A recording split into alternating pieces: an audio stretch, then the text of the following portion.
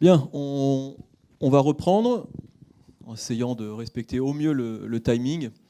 En ouvrant, d'ailleurs, ça fait une transition avec ce qui est dit juste avant, hein, sur tout l'aspect politique. Donc là, on va parler de la fiction au prisme politique, puisque, oui, la question de la fiction est éminemment politique. D'abord pour ce qu'elle donne à voir, cette fiction. Une œuvre, qu'elle soit culturelle, artistique, et la production forcément d'un contexte, d'une idéologie derrière. Et c'est aussi, ça donne du politique, dans le sens où la fiction peut aussi cadrer une part de la société, si je reviens à la définition même de la politique, la police, hein, la gestion de la cité. Pour ça, on va d'abord écouter Marwan Chafoui, hein, qui est un collègue enseignant de l'Académie de Nantes, c'est bien ça, hein, et qui travaille, son axe de recherche autour du nazisme, principalement dans les jeux vidéo. Là, il va nous parler de quelque chose un peu différent. On va partir en Vendée. Et je te laisse présenter hein, sur Vivre ou mourir. Je ne spoil pas plus. Alors, bonjour, donc oui, effectivement, aujourd'hui, ça va être sur Vaincre ou mourir. J'ai modifié un peu le titre par rapport à ce qui est indiqué sur le site pour ajouter une date, 1989-2023. Je vais aussi expliquer par la suite. L'idée, c'est qu'on va parler de Vaincre ou mourir, film réalisé en 2023 par Vincent Mottez et Paul Mignot. Ici, justement, on va un peu rebondir sur ce qu'on a dit aujourd'hui sur les films de KPDP. On est dans une période où les films historiques, c'est plutôt à la mode. Alors, pour donner un peu de contexte, Vaincre ou mourir, ça a coûté environ 5 millions d'euros, ce qui est dans la moyenne des productions françaises d'aujourd'hui. Pour donner une comparaison, Le Comte de Monte Cristo, on est plutôt sur de 43 millions quand même d'euros, donc les budgets ne sont pas les mêmes, et on est sur environ 300 000 entrées. Encore une fois, on est loin des millions d'entrées des films de KPDP des années 50. Puis encore une fois, pour donner une idée, Les Trois Mousquetaires en 2023, c'est 3 millions d'entrées, 3,4 millions d'entrées. Mais pour donner une idée, le top 15 des films français en 2023, le 15e, c'était à 400 000 entrées. Donc 300 000 entrées, ça reste un score quand même honorable pour ce genre de film. Et justement, c'est un film historique, en tout cas ça se vend comme un film historique, sur les guerres de Vendée. Les guerres de Vendée, historiquement, ça se déclenche en 1793. On est sur la Révolution française, on décapite Louis XVI. Il y a des révoltes qui secouent la France contre le régime républicain, tout particulièrement en Vendée, où il y a l'enjeu de la royauté. Donc, il y a aussi l'enjeu de la conscription obligatoire. Il faut rappeler qu'on est en guerre contre une coalition monarchique à l'extérieur contre les révolutionnaires. Et en plus de ça, il y a la question du clergé constitutionnel et le clergé réfractaire, c'est-à-dire le clergé qui décide d'approuver la République française et ceux qui y contre. Tout ça, ça va faire notamment qu'en Vendée va y avoir un soulèvement général et surtout mené par des paysans à l'origine, des paysans qui se rendent compte quand même qu'ils vont être dépassés par les forces républicaines. Ils vont donc chercher la noblesse, qui ont une expérience militaire. Notamment ici, vous avez le cas de François Athanase de Charette de la Contrie, dont on parlera par la suite. Et globalement, ces révoltes-là en particulier ont secoué la France entre 1793 et 1796. Au début, la révolte a un plutôt bon succès face aux forces révolutionnaires, mais au fil du temps, les forces révolutionnaires vont prendre de l'importance, vont remporter des victoires, et tout ça se conclut plus ou moins en 1796, où vous avez notamment Charette, qui est le dernier chef royaliste qui est arrêté, décapité, et on considère globalement que c'est la fin des guerres de Vendée. On reviendra sur les violences, on reviendra sur tout ce qui est sujet par rapport à ça. On va rester sur Vaincre ou mourir, qui a surtout fait parler médiatiquement par rapport au fait qu'il aurait un discours politique qui propagerait. Je vous mets deux exemples. Le premier cas, c'est Libération, qui explique que le film serait un moyen de jouer à la bataille culturelle pour les forces réactionnaires. On reviendra sur ces questions réactionnaires, notamment. Ou le fait que Vaincre ou mourir a fait polémique dans le cas de France Info, notamment sur le fait qu'il y aurait de nombreuses scènes de combat contre les troupes républicaines qui n'hésitent pas à mater l'insurrection royaliste. Alors, c'est pas pour rien qu'il y ait eu toutes ces polémiques, parce que Vaincre ou mourir, c'est produit par Puy du Fou Film. Puy du Fou Film, tout particulièrement. Il y a au moins une personne que vous connaissez, c'est Philippe de Villiers, qui autrefois était directeur du Puy du Fou. Alors présentons-le quand même.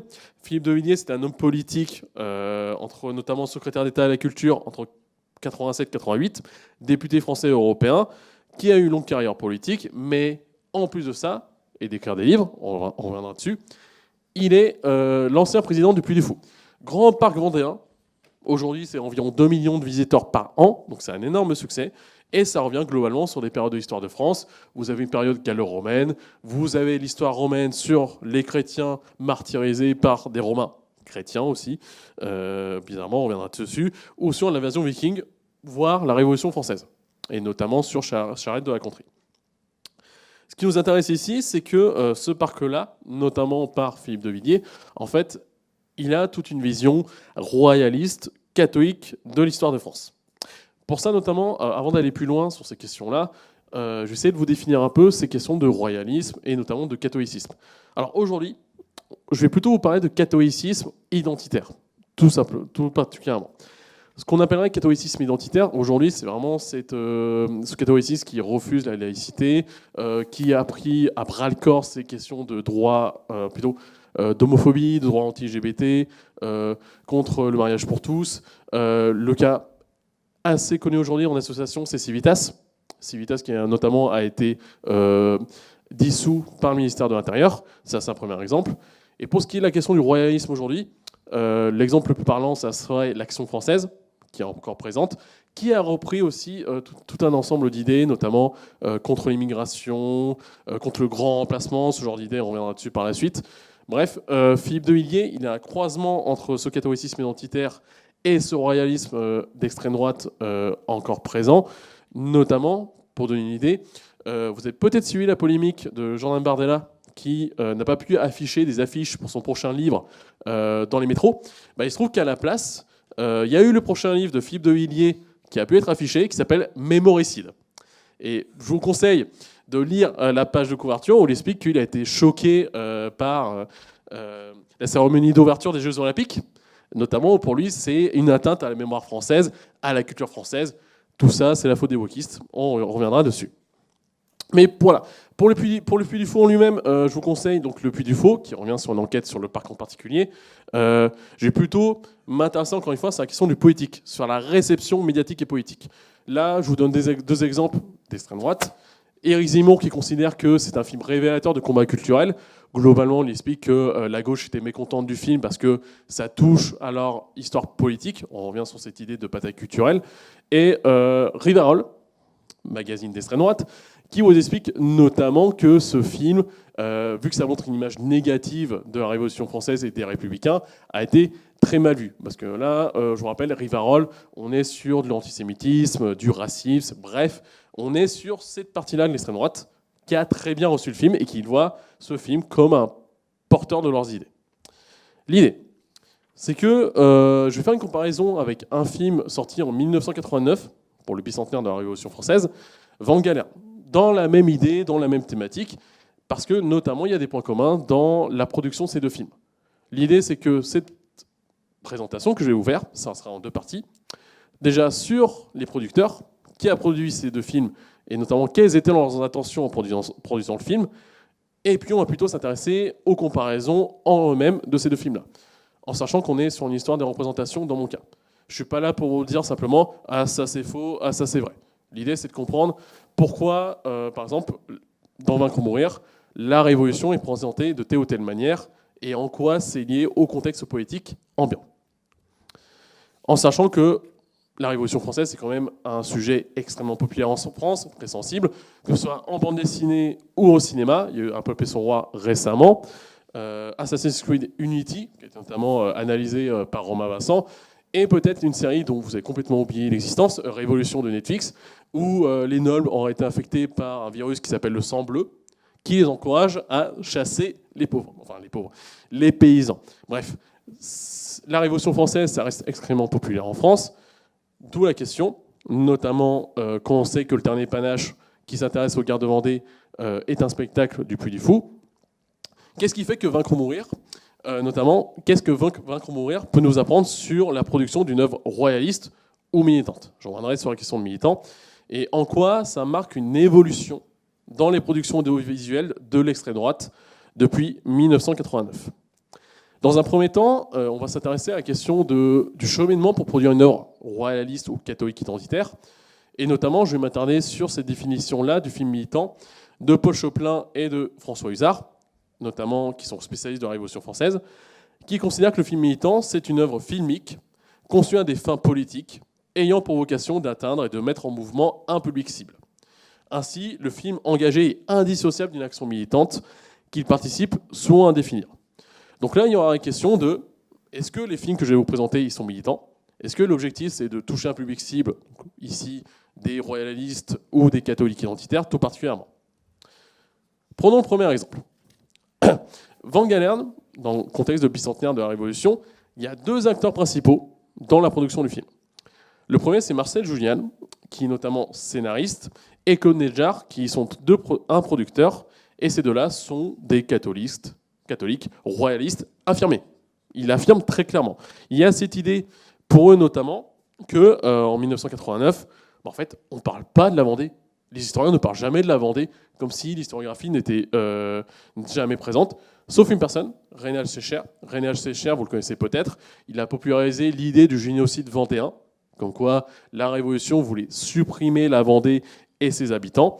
Et notamment, ces deux acteurs-là, ils ont pour objectif, en 1989, de sortir un film sur cette Vendée insurrectionnelle, contre-républicaine, produire ce contre-discours qui est censuré, notamment par la France. On revient sur cette idée-là de mémoricide. Un mémoricide, c'est le fait que, intentionnellement, on fait le maximum pour qu'une certaine partie de l'histoire de France soit cachée. Ici, l'idée qu'on ne doit pas parler des massacres en Vendée. On verra quand même, c'est globalement le faux.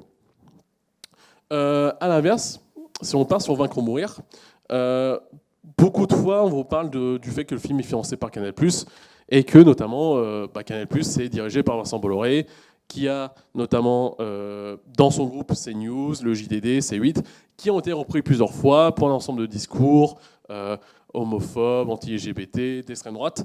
Je vais faire un petit point. Je rappelle que Canal+ a notamment un ensemble d'obligations qui est de financer des films français. Ça, c'est une obligation. Donc, ce n'est pas lié à Vaincre ou Mourir en particulier. Ce qui est intéressant, par contre, pour Vaincre ou Mourir, c'est les financements privés, comme Pierre-Édouard Stérin, qui a fait parler de lui récemment, parce que c'est un évangéliste convaincu, qui a notamment beaucoup parlé du fait qu'il voulait financer des œuvres liées à l'histoire de France. Et par exemple, dans le cas de Vaincre ou Mourir, cette histoire de France plutôt royaliste. Donc, au vu des acteurs que je vous présente, que ce soit pour Van Galern, où c'est des royalistes qui veulent produire un film anti-républicain, ou Vaincre ou Mourir, où vous avez Philippe de Villiers et son fils Nicolas de Villiers qui veulent produire un film sur les guerres de Vendée, et Pierre-Édouard Stérin, visiblement, il y aura une idée de faire un film militant. On peut rajouter à ça que le Puy du Fou a créé une société de production, Puy du Fou Film. Vaincre ou Mourir, c'est leur premier film, mais surtout, c'est distribué par Sage Distribution. Alors Sage Distribution, c'est une société qui se dit ouvertement catholique. D'ailleurs, c'est très drôle. Vous avez envie de participer au rayonnement de Sage en communiquant sur les sorties de films. Devenez ambassadeur et aidez-nous à transmettre le message du Christ par les médias. Donc, c'est une vieille société de distribution, elle a une dizaine d'années, tout particulièrement, et notamment à produire des films plutôt sur le christianisme, sur l'histoire de Jésus, etc., etc. Et ce qui est intéressant, c'est que si vous allez sur leur site, vous avez à disposition un dossier presse, et dans ce dossier presse, vous avez notamment celui de Vaincre ou Mourir, et étant donné qu'ils ont distribué le film. Où là, vous avez Nicolas de Villiers, qui du coup notamment gère le Puy du Fou actuellement, qui vous explique que Puy du Fou Film est un producteur atypique, car il attire avec lui une communauté de visiteurs fidèles. Alors là, il y a un premier point. Il y a l'idée pour le Puy du Fou que les 2 millions de visiteurs chaque année au parc, ils vont aller voir les films du Puy du Fou. Donc déjà, il y a l'idée d'attirer un certain public déjà conquis. Nous quittons nos frontières pour toucher nos spectateurs d'une manière différente et parler à un nouveau public. Donc là, essayer de sensibiliser à un autre public, en plus de celui déjà existant. Et c'est d'ailleurs assez intéressant, il y a l'idée de célébrer la part lumineuse de notre histoire, la mettre au service d'un cinéma grand spectacle, familial, à portée internationale, qui a du chou, qui a du souffle et qui rassemble, évidemment. Donc, objectif affiché, parler de l'histoire de France. Alors, histoire lumineuse, à quelle histoire ténébreuse elle s'oppose, il n'en parle jamais. Peut-être l'histoire, encore une fois, de la Révolution française merveilleuse. Et familiale, on en reviendra. dans le cas de Vaincre ou mourir, il y a quand même beaucoup de violence, dont des viols. Donc difficile de trouver le côté familial à l'intérieur. Par contre, le film a été notamment produit au sein du Puy du Fou avec son équipe, et ils ont allé chercher quelqu'un de très compétent, qui est celle de Vincent Montez, qui a notamment beaucoup travaillé dans Secret d'Histoire pour France 3, donc il y a quand même une certaine connaissance des réalisations historiques, qui a aussi fait des romans graphiques, et qui en plus de ça a travaillé notamment pour Le Figaro Histoire et Historia. Donc Le Figaro qui est plutôt connecté à la droite, Historia récemment, je vous rappelle que notamment vous avez eu un changement de direction, si je ne me trompe pas sur ce sujet-là qui a fait polémique, notamment je reviendrai dessus par la suite. Donc déjà c'est un premier point. Et l'idée c'est que je vais faire une comparaison, parce que là je vais parler d'une extrême droite plutôt catholique, intégriste, qui a des liens dans l'institution. Je vais faire une comparaison avec une extrême droite qui s'est développée sur Internet, que vous connaissez peut-être. Je pense à Hugo Jiménez, ou Papacito, qui avait 200 000 abonnés sur la chaîne YouTube, condamné par la loi pour propos homophobes. Julien Rochely et Thaïs Descuffon, qui ont des centaines de milliers de personnes qui les suivent, qui parlent de théorie du grand remplacement, qui parlent de la belle histoire de France, etc. etc. Moi, ce que je trouve intéressant dans la comparaison, c'est qu'ils ont essayé de produire un film, et à l'heure de la mort, où ils ont notamment expliqué qu'ils avaient une société de production, que vous pouviez soutenir le film sur Internet. Problème. Déjà, l'affiche. Elle a été prise sur un musée polonais, donc c'est pas une affiche officielle, il n'y a pas de scènes du film qui ont été tournées. Et notamment, on voit un décalage en termes de connaissances et de savoir-faire. Là, à gauche, vous avez Thaïs Descuffon, qui explique que, contrairement à des films, j'imagine, de gauche, ils n'auront pas de financement du CNRS. Sauf erreur, vous me direz, mais je ne crois pas que le CNRS finance des films. Voilà, c'est plutôt le CNC. Donc, c'est assez drôle dit comme ça, mais en fait, ce que je veux montrer avec ça, avec ce film qui a été annulé, c'est que ce soit Philippe de Villiers, que ce soit Claude Négère, que ce soit ces films produits en 89 ou en 2023, ils sont passés par des réseaux de distribution classiques. Une société de distribution, des lieux de tournage, des savoir-faire avec Vincent Montez. Bref, cette extrême droite plutôt catholique intégriste, royaliste en France, a un savoir-faire qu'elle a mis en place pour projeter le film et le distribuer en salle, tout simplement. Ça, c'est un premier point que je trouve intéressant. Deuxième point, je me disais c'était intéressant de faire le lien avec cet ultra-catholicisme français et l'évangélisme états-unien. Ce qu'on appelle l'évangélisme, notamment, c'est plutôt lié au protestantisme. Ce sont un ensemble d'églises qui ne sont pas unifiées, dont certaines sont plutôt radicales sur ces questions-là. Encore une fois, anti-LGBT, anti-droits de l'homme. Si vous avez suivi notamment les élections américaines, les milieux évangéliques étaient plutôt favorables à Donald Trump. Et notamment, là, il vient de nommer un ambassadeur israélien proche des milieux évangéliques. Et je pense à ça, parce qu'il y a un film dont vous avez peut-être entendu parler, c'est Son of Freedom. Son of Freedom, c'est l'histoire vraie d'un homme, notamment de la CIA, qui a découvert un trafic d'enfants, qui a quitté la CIA et qui a essayé de pister ce réseau-là. Et notamment, ce film a été distribué et produit par Angel Studio, et en France, ça a été distribué par Sage Distribution. Surtout, c'est au milieu du catholicisme. Et ce qui est intéressant, c'est qu'on est sur notamment tout un système où Son of Freedom s'est valorisé sur le dossier presse de Sage. Sur ces questions-là, notamment, il aurait fait 182 millions de dollars de recettes aux États-Unis. Et je vais avancer sur ça pour gagner un peu de temps, mais il a fait polémique aux États-Unis parce qu'en fait, vous pouviez payer des places de cinéma pour d'autres personnes. C'est-à-dire que vous pouvez acheter, on va dire, 100 places de cinéma. Si quelqu'un voulait réclamer une place de cinéma sur le site d'Angel Studio, il pouvait. Ce qui fait qu'aux États-Unis, vous aviez des salles combles, dans le sens tous les sièges étaient remplis, mais personne n'est allé voir le film. Et en fait, ça a contribué à une sorte de discours complotiste, notamment par des influenceurs, qui expliquaient que le film, bah, faut aller le voir, que si personne n'en parle, c'est pour des raisons complotistes. On est dans un contexte aux États-Unis où il y a QAnon. Sur cette raison-là, je vous rappelle qu'aux États-Unis, il y a aussi la question du Pizzagate, comme quoi il y a des députés démocrates, notamment, qui seraient dans des trafics d'enfants. Donc en fait, l'idée, c'est que la campagne de communication de Son of Freedom se basait beaucoup sur ces questions complotistes aux États-Unis.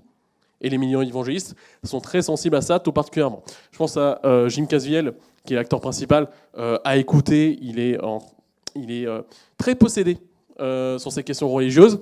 Pareil pour Eduardo Verastecki, qui un des producteurs qui a expliqué notamment qu'il a choisi la date de sortie du film parce qu'une voix lui a dit. Donc il y a quand même une sensibilité très religieuse présente dans cette œuvre-là. Et moi, ce qui m'intéresse encore une fois, c'est cette même idée. Ces deux films qui se disent apoétiques. Ces deux films-là en particulier expliquent que c'est des films dans le cadre de Son of Freedom. Si vous êtes croyant, vous êtes non-croyant, vous pouvez aller le voir. Le trafic d'enfants, il n'est pas politique. Or, en vue de la campagne de communication, il y avait quand même l'idée de jouer son complotisme ambiant aux États-Unis. Et dans cette même idée-là, de cette histoire, de ces idées qui sont, qui sont tuées en fait.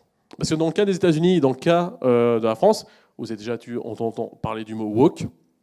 Dans les deux cas, c'est cette idée que le wokisme, les idées de gauche se propagent dans la société, c'est la censure, c'est la cancel culture. C'est la cancel culture qui fait que Son of Freedom, on n'en a pas parlé dans les médias. C'est la cancel culture qui fait que Vaincre ou mourir, on a voulu le censurer et le fait qu'il n'a pas été beaucoup distribué.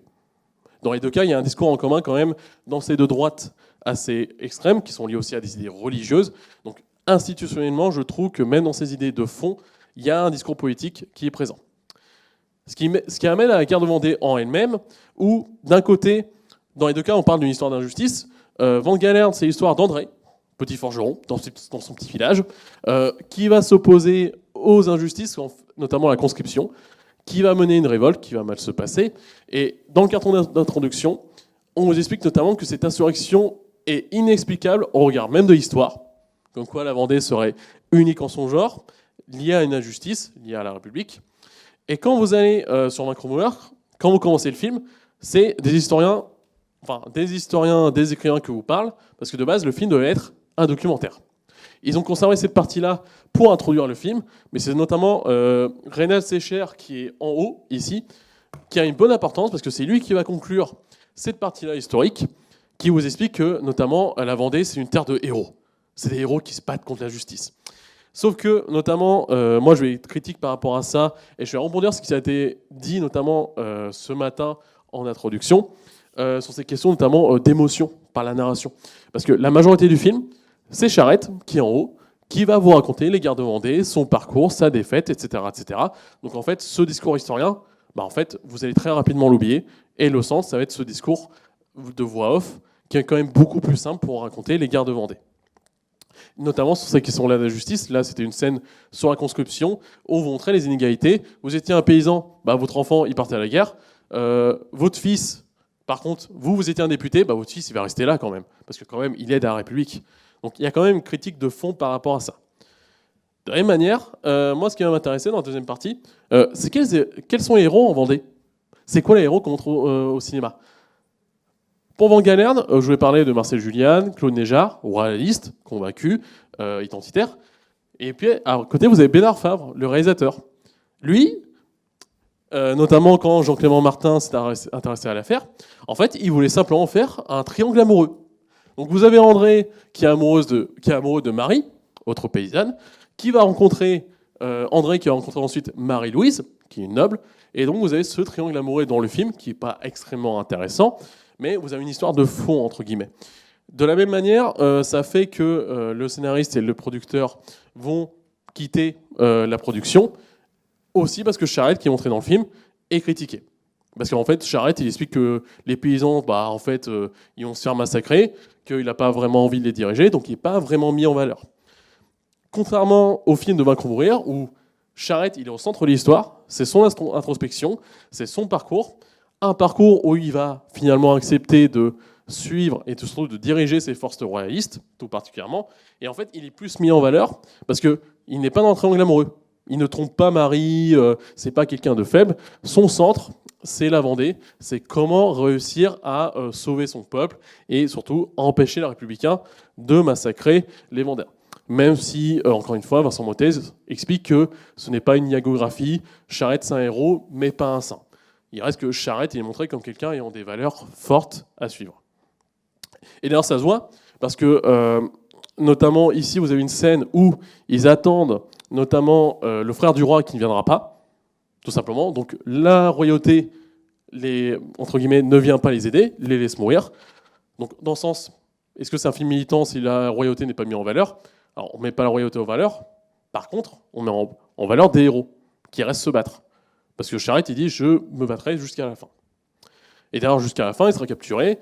À la fin, c'est lui qui va même diriger tout simplement notamment son exécution. Il y a cette idée que, il le dit à la fin, peut-être qu'en fait notre combat il commence ici, notre mémoire commence ici.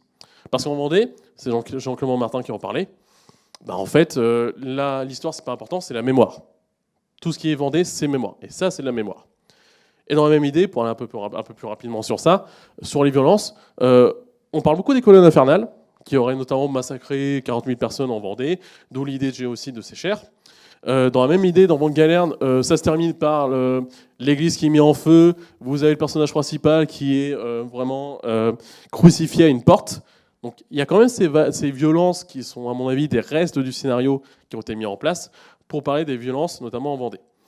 Sauf qu'il y a quand même une nuance. Alors, je suis désolé pour les images, le film n'a pas été remasterisé 4K, où vous avez des représentants en mission qui expliquent quand même que les Vendéens ont subi des injustices, donc c'est normal qu'ils se rebellent.